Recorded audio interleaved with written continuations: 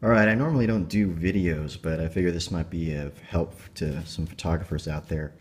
I, about a year ago, did a pre-order on these Moleskine slash Milk Books photo books because I like Moleskine notebooks a lot. I use them pretty routinely. I thought it'd be cool to finally have kind of a portfolio in a Moleskine.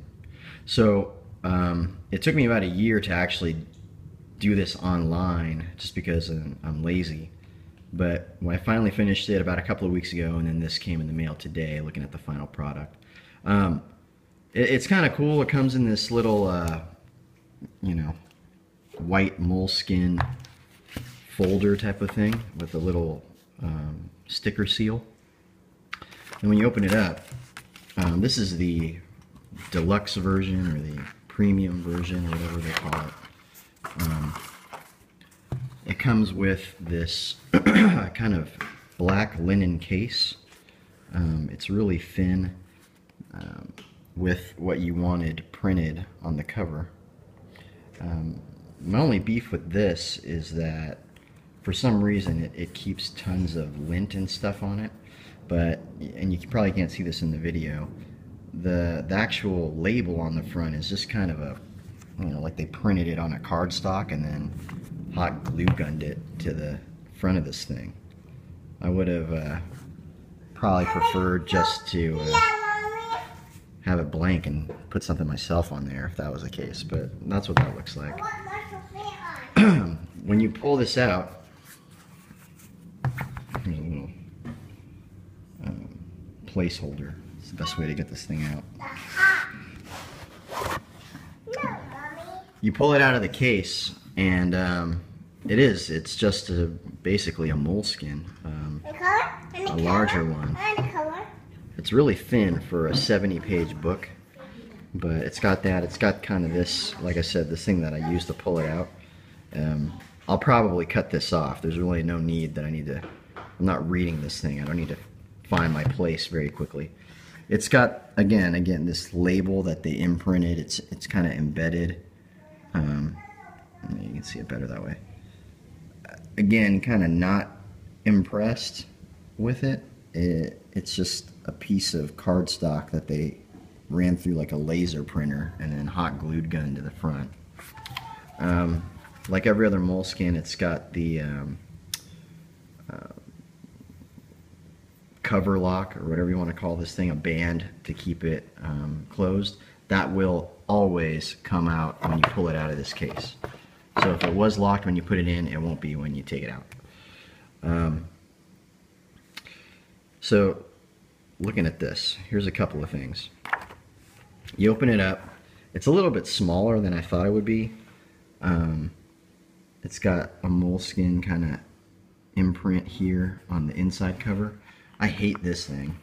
I don't know why, but they automatically, this wasn't even in the build, but it says, in case of loss, please return to you, and then some lines, and then as a reward, $line. I would never use that. I mean, maybe if you're using it for a family album or something, that might be helpful, but I wish that wasn't there. Now I gotta figure out a way, either cut this page out, because I really don't like it, or make like a vinyl decal and just cover it with something else. So that's that. And then you get to finally some of these images, and this was meant again as more of just like a portfolio. So this is the first image that we have here on screen. You know, on the video it looks pretty good and sharp, but when you get close, I don't know if you're able to see that, it's actually very pixelated, sort of dotted. I mean, it's not that bad. Maybe I'm a perfectionist, but this is text, and I wanted the text to be obviously super sharp, and you can see the kind of dotted, blurred edges on it, and that's definitely not the photo. The photo itself, manipulated when I uploaded it. I mean, that thing was tack sharp, so it was mostly the printing. This is what it is. I mean, the image looks, you know, decent from afar, but if you get real close up to it, you can tell that it's like not you know, glossy magazine style. This is more of a matte satin finish anyway. Open into a couple more images. I mean, these look pretty good. Again, I think I said in building this thing, they don't give you any specs on it. So you're just kind of guessing on what the sizes of these things are. So I just upload as large of a file as I possibly can off camera. You know, edited for sure, but just as large as I possibly can. And they came out pretty good, some of them at least. Again, you can see a lot of this kind of dot artifacts in this print, which weren't there in the digital file. My other main problem with the Milk books is the original color and contrast is modified. These things are a lot darker than what were edited. And on some images like this, which is bright, pretty bright anyway, it doesn't really affect it all too much. On an image like this, it does make it a little bit darker. It takes away the depth of field in the background because it brings the blacks, erases the blacks. Sorry about this shine, it's probably from my dining room light. Here's a good example of that. This image on the computer is a lot lighter, and this thing, the printing, just boosted the shadows, the blacks, the darks on this thing, so that, you know, his eyes are getting lost now a little bit more than what I would have liked. That's Scott Casimir and this Mike Trout. These images obviously are pure black, so it's, and sorry, the glare. It's not that big of a deal, you know. These turned out all right. Actually, when you have a dark image, it makes them kind of pop out a little bit more. The black and whites look nice on this. I'm not gonna lie, if you're a fan of Jeremy Cowart, he has a video that shows his portfolio that he made kind of himself, printed and binded himself, but he has the thought process of making these things a spread, and I kind of wanted to copy that. That's why these are as full images as possible. That's another beef. You can't go full bleed on it. You're going to have at least this kind of half-inch white border around every image. You can have spreads that have multiple images in them, but I mean, it's so cookie cutter and hard to figure out if the layout's going to work. I didn't even want to mess with it. These are more color images, and so, you know, it looks pretty good. This one again is a lot darker. You can see that it got really dark and kind of noisy because I don't know why. Maybe that's the print or whatnot, but it's not as sharp. And this is for every image. It's not as sharp as I thought it was going to be. You know, this image is a lot darker. This one's bright already, so again, you can't really tell that they bumped it up. This is another classic example of that. This image right here, this little kid, he's in the shade obviously, but he is a lot brighter in the file, and this printing makes it look like just a darker print, like it was misedited or the contrast was messed up with whoever took the photo. This is the same thing. Ichiro, his face, this whole front body portion of him is really dark, which it's not that way in the image file. Here's some more AT&T Park. Large portrait photos, they turn out okay again, just darker. This one was bright, so it turned out pretty nice. It's Brandon Crawford.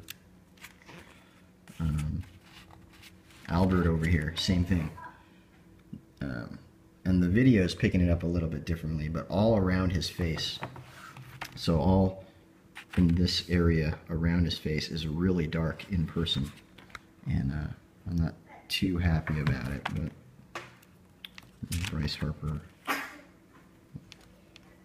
Trout, Hamilton. I'm gonna go like this, maybe it's a little bit easier. Don't lick it. Here's another example of how that color correction kind of messes you up. This is more of a silhouette looking photo anyway, so okay. Over here is actually more of yellow gold, yellow gold green type of tones, and it just kind of comes out like a yellow gray on the paper. And then in this, all this detail in here gets really shaded out because of the darkness that was bumped on it. You're seeing more because the video camera is adjusting for that, but if you saw it in person, it's still pretty dark. Black and whites, it looks real nice. I would say anything black and white that you print on the Moleskine Milkbook is going to turn out sweet. It's just going to really pop because of what the printer does to those images. So this is a high school player. Here's Barry Zito, and it just makes it look real nice. So I wish I would have done some more black and whites here, but you'll see later on it has to be stark contrast. It has to be black on white. If it's just kind of a faded sketch look, and I'll show you that, it looks really crappy actually. Some more portraits. Turned out all right. Here's a black and white. Looks real nice. And more with a kind of a split tone maybe. Bright photo will turn out pretty nice too. If there's a lot of pop, the contrast will work out. Here's some more dark photos. There's Matt Cain in the shadows.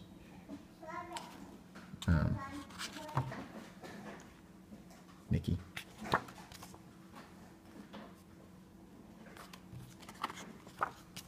Here's another one that I got beef with. Black and white, beautiful, right? Looks real nice and sharp actually on this one. This over here is, let me see if you get the glare out. This is another one of those examples of more yellow, gold, green tones. And this whole area underneath, because this was taken at sunset, golden hour, this actually had a lot of nice light reflecting. You can see kind of on the back here, and it would just fill out this image. But what happened with the printing is that because it's so bumped on the black, you lose a lot of all this detail, and now it just looks kind of like light on top. You can kind of see what's going on, and then this is just looks like it just wasn't edited right. Here's that spread I was telling you about, that if you don't have a steep contrast between your black and whites, if you want to do more of a sketch look on some images, they're going to turn out real dark. Like, I'm almost upset that this 2-page spread is in there because it's so dark. And again, the camera's compensating for it, but in person, the difference between the subject here, Christian Arroyo, and the sky is very minimal. So it's almost just like one color, the whole thing. These turned out pretty good. These poppy photos. Nice color. NL West Clincher last year, 2012. This was in 2010, Chase Fields.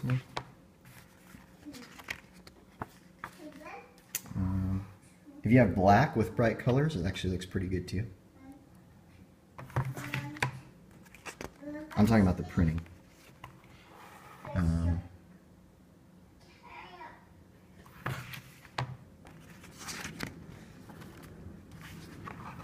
What's it come?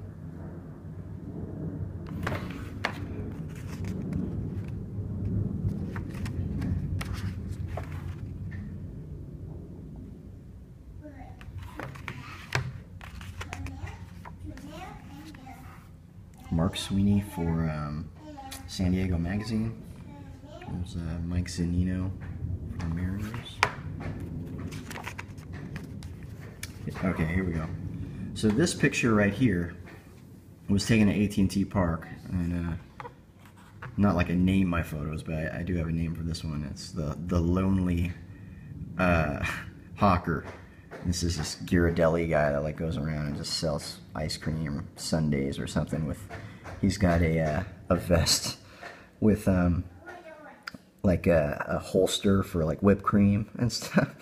So I just thought it was awesome. I mean, the sunset, this is during a game. I'm shooting up. It looks like nobody's there and it's just abandoned, and the sunset's just glowing on the sky. But because it printed so dark, and you know, there's no way for me to tell that, you don't get to see his awesome whipped cream holster or his bulletproof vest filled with like cherries and nuts and stuff. So I was really bummed about that one, but that's what it is. Juan Marichal statue. Let's see, and then this is another example of when you have really bright, kind of hot colors. Looks really good on this printing. That's Andy Perino a couple of years ago, spring training, and Chase Headley. You know, with the bright, hot sun, the colors turn out okay. These are kind of like mid-range, I would say, like photos, just not bright, not too dark, kind of just the middle blue, yellow, kind of faded look. And these actually turned out pretty nice. It's a nice family friend of ours, the Dixons.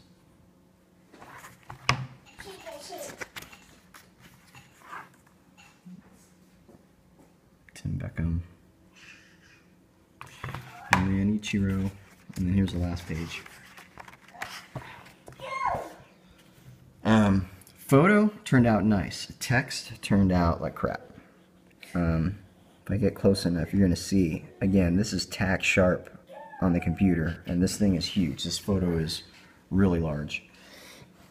But it's, I tried to size it exact to the book, and they just, and this is, again, this happens to the whole photo, not just the text, but it's really grainy. It's not a sharp, crisp white on this this font and the text there, so kind of bummed about that. Then at the back you got this other page. So I wish this was blank on the front. That's blank, and then you get one the classic Moleskine like folder. So I envision you can put some other prints in there, or like postcards that you make and want to give out as collateral, or business cards. They also give you this instruction book, how to use a Moleskine.